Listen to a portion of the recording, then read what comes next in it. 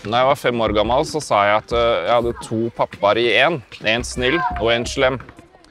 Når han var ruset på piller og sprit, så ble han et monster.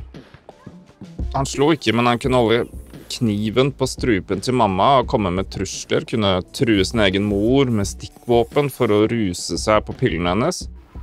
Mamma fortalte at ofte så drakk pappa alle pengene våre. Hun måtte gå i butikken og si, jeg har et lite barn, jeg har ikke noe penger, kan jeg få mat? Så kan jeg betale en annen gang. Det var veldig nedverdigende da.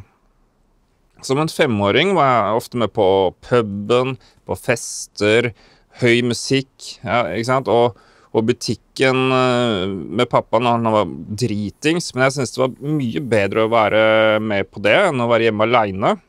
Og det var det verste jeg visste. Etter hvert så fikk pappa sparken for å jobbe i ruset tilstand. Og da ble det mindre penger, og det billigste da å lage sprit hjemme på en apparat. Pappa var en ung, egoistisk rusmisbruker.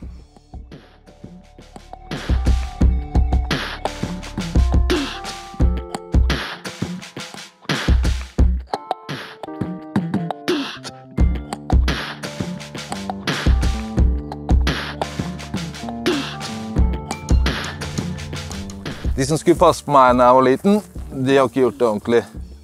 De som skulle gi meg trygghet, oppbacking, kjærlighet, de har ikke klart det. I stedet så opplevde jeg vold, trusler, rus hjemme i over 11 år, til vi måtte rømme til et krisesenter og bo der i 1 år. Og jeg skammer meg ikke, for det er jo ikke min skyld det de voksne gjorde. Det er alltid de voksnes ansvar. Barn er uskyldige.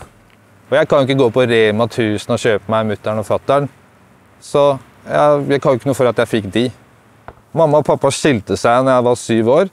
Faren min dro tilbake til Tyrkia, og mamma møtte en ny mann ikke så lenge etterpå. Han flyttet inn hos oss og var kul i ca. 2 måneder, før han plutselig switcha helt og tok over hjemmet vårt. Han begynte å drikke seg full hver dag, og han var sinnet når han var full. Det at du var en stefar og ikke ekte faren min har gjort det lettere for meg. Jeg slapp å tenke på at dette ligger i blodet mitt, jeg skal bli som han, jeg arver alt denne dritten her. Og det var lettere å holde på avstand, for jeg ble aldri glad i den. Jeg var glad i faren min, men Jarl nekta meg ofte å snakke med han, og saboterte den kontakten vi hadde med han.